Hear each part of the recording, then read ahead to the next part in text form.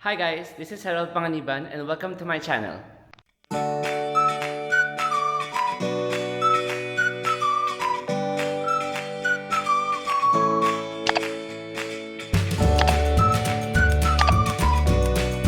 so I really have no idea kung ano yung first na i-content ko.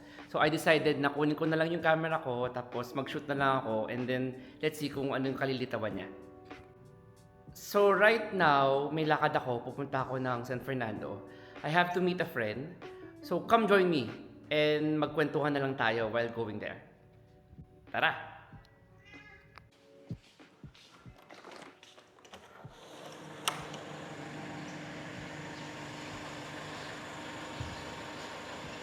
So guys, actually, gagawin natin is imimit natin yung friend ko for coffee. Tapos, magsushoot tayo ng first video natin. So right now, tingnan natin kung paano siya, kung ano itsura niya, o anong kalilitawan niya. So labas lang muna natin yung car. Tapos, let's go. Teka, baka may nakalimutan pa ako. Hey guys, so ito, bumalik ulit ako sa bahay kasi I forgot these. These are actually very handy accessories ng Osmo Pocket 3 para maikabit ko siya while driving at para matuloy natin yung kwentuhan natin. So let's go! Okay guys, so yun nga, as I've said, wala din akong idea kung ano yung actually magiging first content ko sa YouTube. I was contemplating kung dapat ba maganda yung editing, dapat ba maganda yung angles or whatever. So, sabi ko, I want to be as authentic as possible. And as much as possible, ayoko din naman din yung madaming take. Yung masyadong perfect, parang hindi nagkakamali pag nagsasalita. So actually, I was already traveling since 2014. I started as a solo backpacker, tapos I traveled domestic. So, suki talaga ako ng mga piece of air, tapos mga seat sales sa Cebu Pacific. Compared sa ngayon, kasi parang ang mahal na lahat, di ba? Which is understandable at some point. Kasi nga, inflation, tapos matagal na rin naman din yon. And then, we have additional cost, I think fuel surcharge, and etc. So, going back guys, no? Dun sa sinasabi ko kanina. I started 2014, nagbabackpack ako, solo, domestic, tapos, nung nagkapera na ako, nag-budget na ako, I started doing international travels. I have met some people na, yun nga, tumulong sa akin and gave the idea on how to travel outside of the Philippines. Kasi, syempre, first time ko pa lang and takot din naman din ako. Okay, so sabi ko, ang sarap palang mag-travel. Ang sarap ng feeling na nasa ibang bansa ka, wala nang kakakilala sa'yo, tapos, bago ang lahat. I mean, everything is new. Pagkain, the people, syempre yung mga cultures nila. So, it was really an eye-opener for me. Sabi ko, I wanted to do this. Sabi ko, gusto ko pa siyang gawin. Gusto ko siyang gawin regular. Although, syempre, if budget permits, yun lang ang mahirap talaga. So, these people that I've met taught me na pwede naman din mag-travel. You don't have to spend a lot. Pwede naman din budgetarian travel. So, that was the time na sabi ko, I was in love with backpacking. Ganun. So, dun ako nag-start. Dun namulat yung kaisipan ko about traveling. Solo backpacking.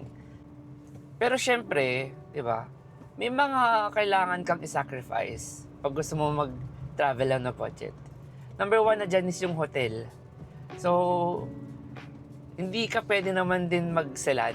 I mean, if you're opting for a cheaper hotel, medyo expect mo na hindi din ganun kaganda yung mga facilities and etc. So, prepared ka dapat, like, kung gusto mong murang hotel, di ba? Expect mo na kung ano yung facilities na bubungad sa'yo. Kasi tutulugan mo lang din naman yung hotel. Yun naman din yung sinasabi ko before nung nagsa-start ako mag-travel. Tutulugan mo lang din naman yung hotel eh. And uuwi ka lang naman din usually pag gabi na or end of day para magpahinga.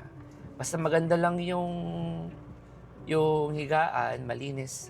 Tapos yung bathroom, malinis din, di ba? So, yun lang naman din yun. Doon ako nag-start ng mag-travel extensively. 2014 up to, I think, 2019. Nagka-pandemic lang, kaya natigil lang din ako. Pero I still travel right now. And I plan to travel more in the coming months, in the coming years. So sabi ko, why not din record, di ba? Or document yung travel ko. Para may mabalikan ako at some point. Marami actually akong pictures ng mga travels ko before.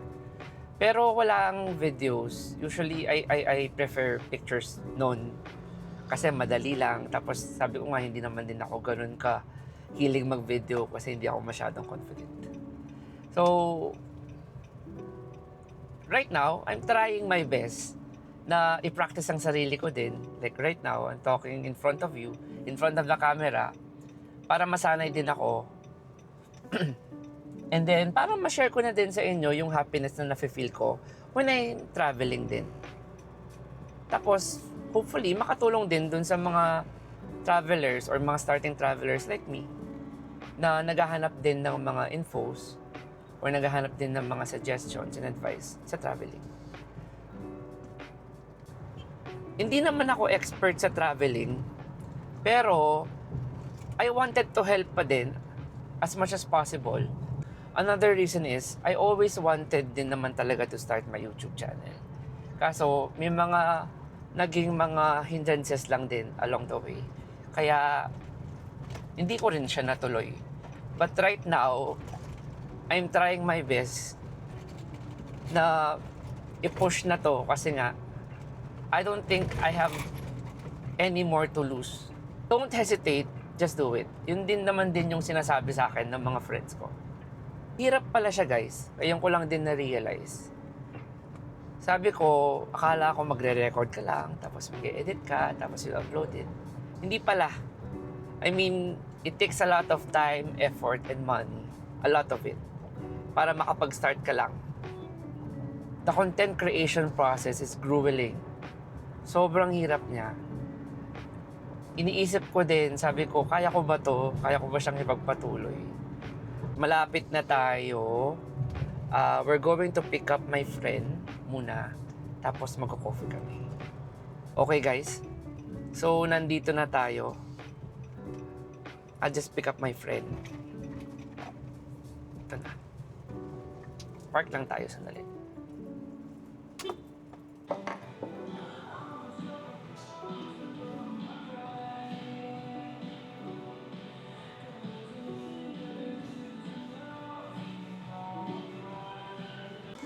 Ito yung go-to place namin actually when we want to drink coffee tapos magkwentuhan lang.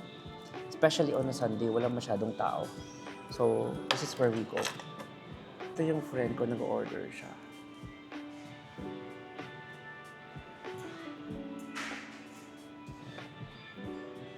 Wait lang natin.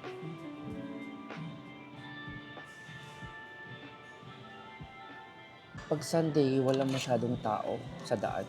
Especially on the morning. So, mas masarap mag-drive. Tapos, mas masarap din kumain sa labas. Although, yung mga choices mo nga lang is yung mga open lang ng early.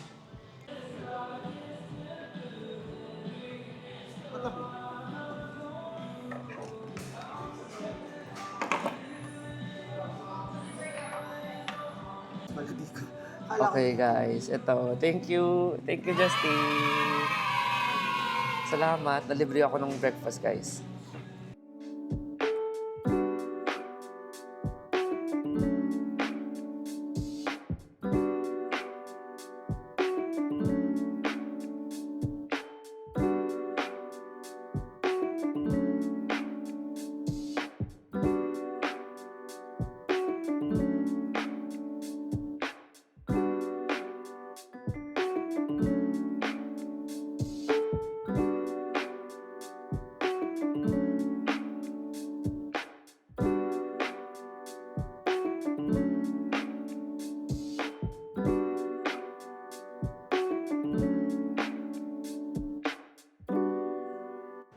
Okay guys, going back to the discussion. Tapos na kaming kumain and eto, nakaupo lang kami sa labas.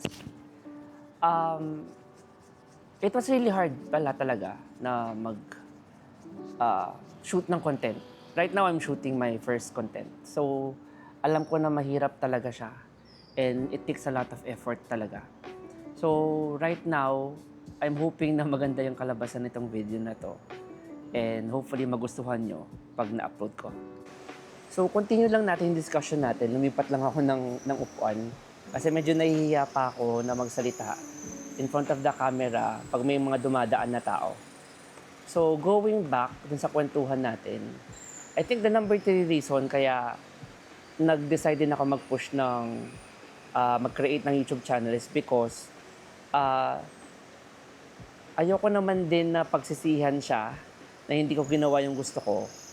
Tapos huli na, nung na-realize ko na sana ginawa ko na pala siya. I think yung magiging number 1 challenge ko ngayon is yung sasanayin ko yung sarili ko na magsalita sa camera tapos may mga tao. Yun ang number 1 siguro na mahihirapan ako. But hopefully, masanay din ako.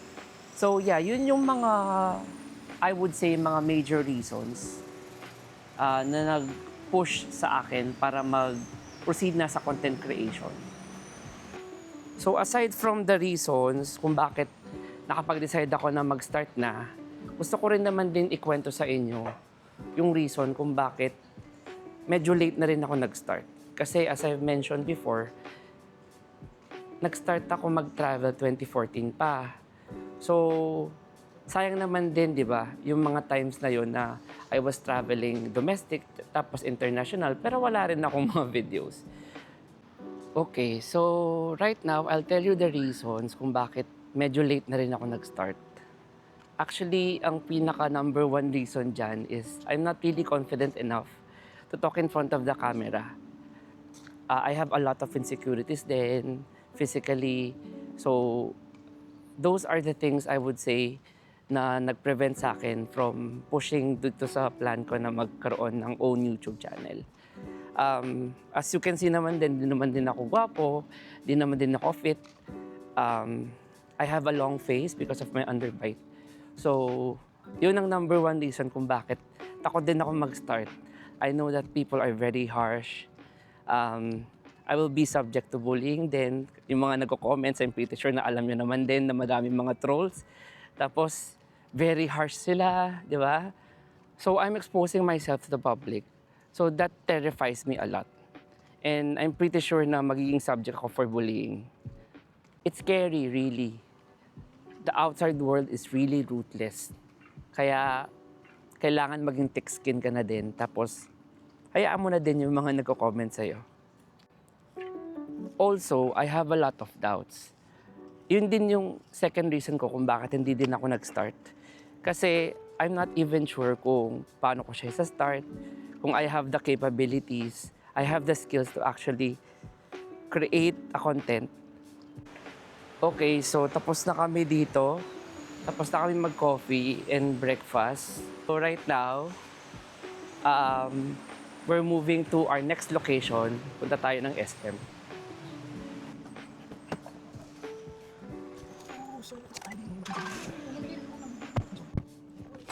Okay, nandito na kami sa parking. Tapos bababa na rin kami. Let's go!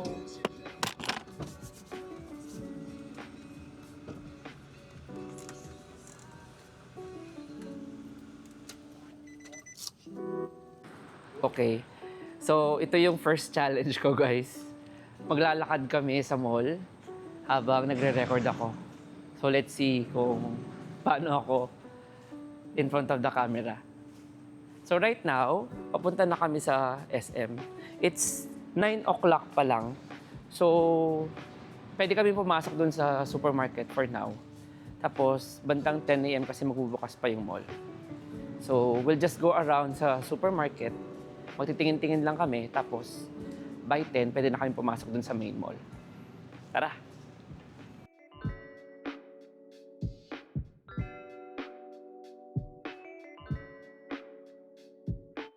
Okay guys, so tip. Pag maaga kayo sa SM, pwede kayong pumasok sa supermarket habang naghihintay mag-open yung main mall para hindi mainit sa labas. Okay, so nandito na kami sa loob. So, we still have 30 minutes pa. So, maglalakad-lakad muna kami sa loob ng supermarket. Let's go!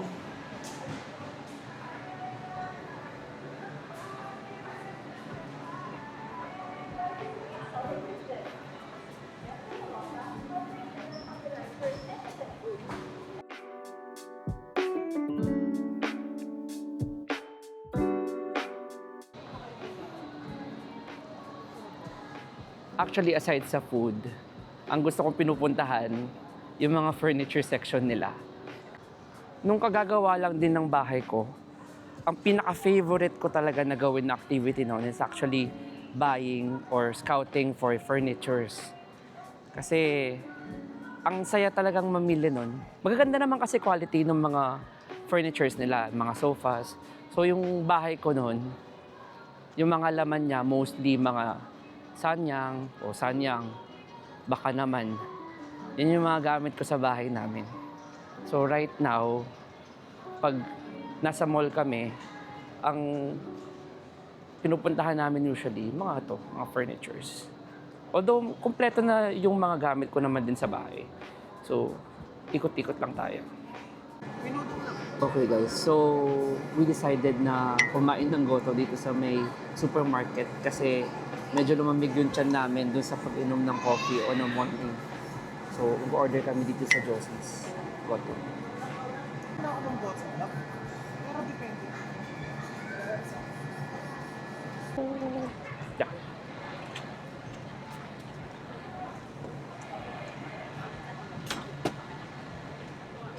Ito.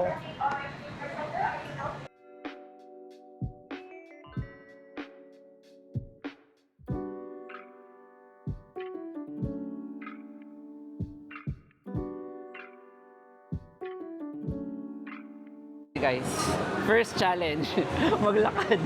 So maraming tao. So nasa main mall na kami and naglalakad na kami ni Justine. So practice lang to kung paano ako magsalita in front of the camera tsaka para masanay na rin. Okay lang din. Okay, marami ng taong tumitingin sa akin guys, pero dapat focus lang. Kung mahiya, masasanay din tayo. Maglalakad lang kami, tapos possible punta tayo ng Watson. Magtitingin tayo ng mga kakailanganin for the trip next week sa Thailand.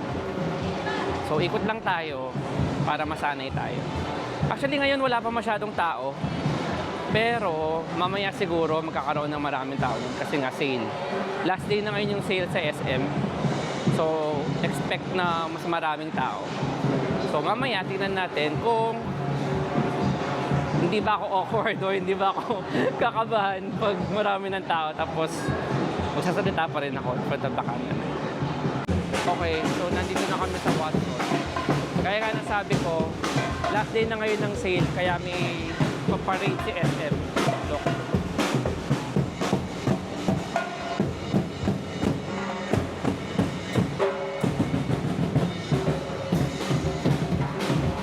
So last day na ngayon ng 3-day sale. So we're in Watson right now. Magtitingin lang kami ng mga kung ano-ano na I might be needing dun sa trip. Actually, nakabili na ako ng mga gamit ko na kakailanganin for my Bangkok trip. Okay, test number 2.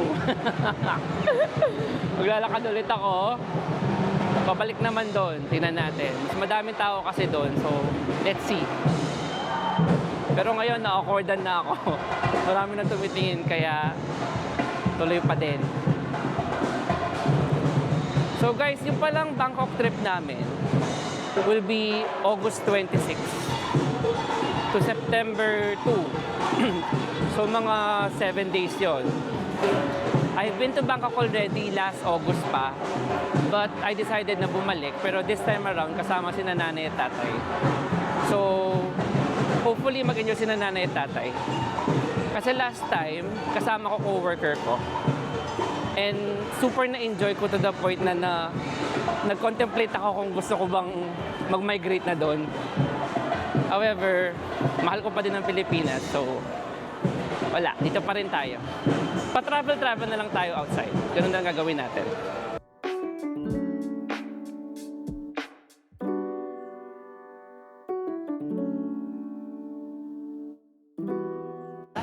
Okay guys, so bumalik kami dito sa department store and naisipan ko na magtingin din ng payong. Kasi nung nagpunta ako last time, August din yon, umuulan ng gabi sa Thailand. Mainit pag morning and afternoon, tapos pag gabi umuulan. So siguro magtingin din tayo ng murang umbrella. So usually binibili ko is yung Fibrella kasi mas matibay siya. So let's look for something na medyo maliit pa rin para hindi siya mabigat yung sa bag. It wouldn't take so much space. Ito usually mga binibili ko, yung Fibrella. Kaso medyo parang pambabae yung mga design niya. So ito naman mga malalaki. So I don't think na mag-fit siya dun sa maliit kong bag pag naglalakad kami sa Thailand. Tingin pa tayo kung baka meron pa. Wala, ito lang yung option right now. Although I have already this one. Bili lang sana ako ng extra kasi baka kako sale. Pero mukhang wala na rin ding ibang choice. Okay. So I think huwag na muna tayo bumili. Kasi wala naman ding option. And I already have yung design ng isa na naka-available pa. So maglakad na lang ulit tayo. Okay, test number 3. Lumabas na kami ng department store, tapos ngayon naglalakad kami papunta ng Cyberzone. Again, wala naman akong bibilin, wala naman bibilin si Justin, pero maglalakad lang din kami. So medyo nagkakaroon na ako ng confidence magsalita. Exercise lang naman din to. So ikot-ikot lang tayo. Okay. Test number 4. Okay, naglalakad pa din kami. Wala masyadong tao dito. Umiiwas talaga kami sa tao. Pero I think it's inevitable pag nag-start na rin ako mag-vlog sa labas. So, unti-unti, hopefully, masanay din. Pero right now, I'm trying my best. Lakad-lakad lang kami. Kasi early pa eh. It's 10:30 pa. Wala pa masyadong tao. So, later pa madaming tao. So, lakad-lakad lang muna kami papunta ng Cyberzone.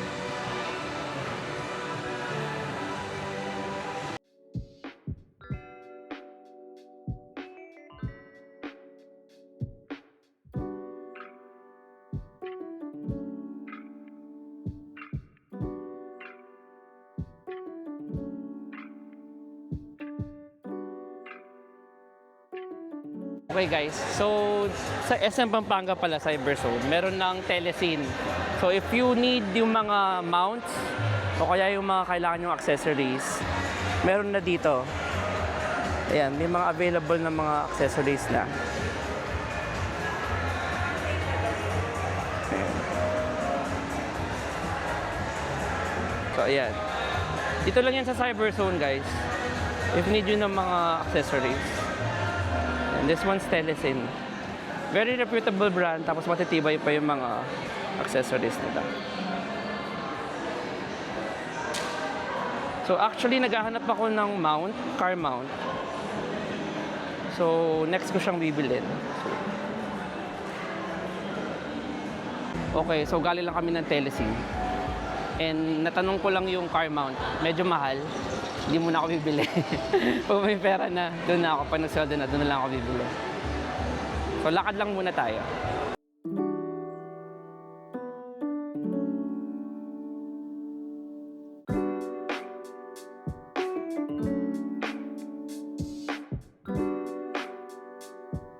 Okay, so change of plans. Pauwi na sana kami, pero nag-aya si Justin na manood ng movie sa Robinsons kasi parang may 50% off yata sa mga tickets right now. And we saw na showing yung weapons.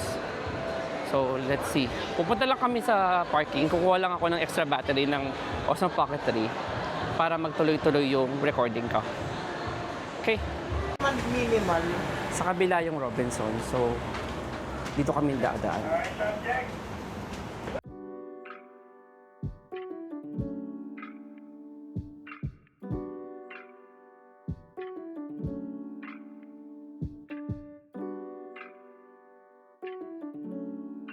Okay, so nandito na kami sa Robinson Star Mills, Pampanga.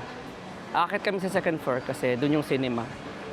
Tapos itatanong namin kung 50% ba talaga yung mga tickets. Okay, so nandito na kami sa Robinson's Movie World.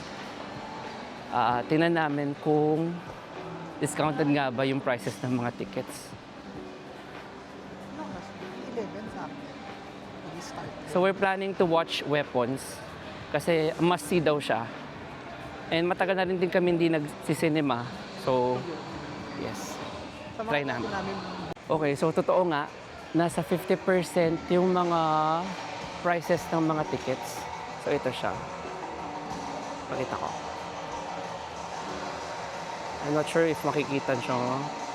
Pero, hindi nyo ata makita. Lapit tayo. Natin.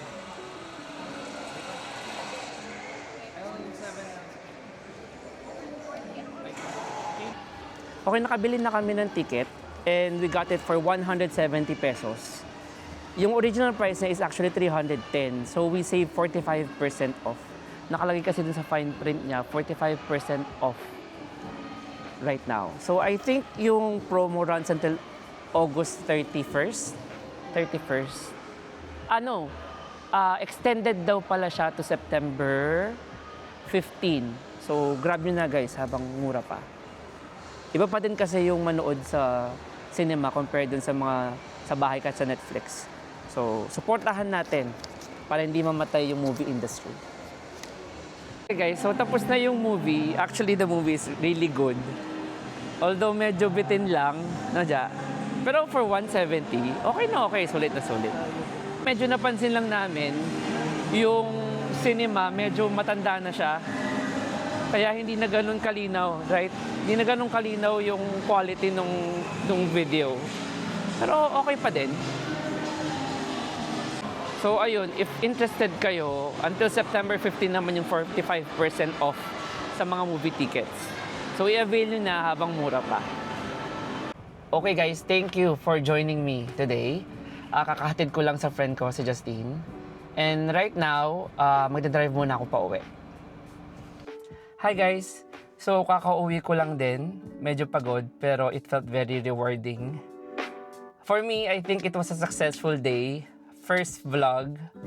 I'm pretty sure na may mga mapapansin pa rin kayong mga mistakes. But I promise, in the coming videos, na gagalingan ko pa at sana mag-improve ako. Especially yung confidence ko and yung pagsasalita ko in front of the camera. Ang masasabi ko lang today, ang take ko lang, vlogging is not easy. Tapos ang dami ding challenges pa rin talaga. And I think yung number one challenge is talaga yung pagsasalita in public. Kasi kanina napansin ko na marami tumitingin sa akin. So medyo nahihiya ako at some point.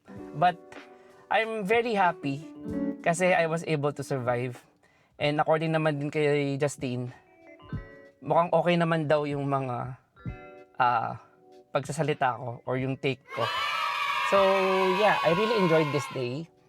Marami din ako naman din nagawa. And gusto ko lang din magpasalamat for taking the time na panoorin nyo yung video ko. This is my first video and I hope you support my coming videos. Okay, so we're going to Bangkok next week with the family.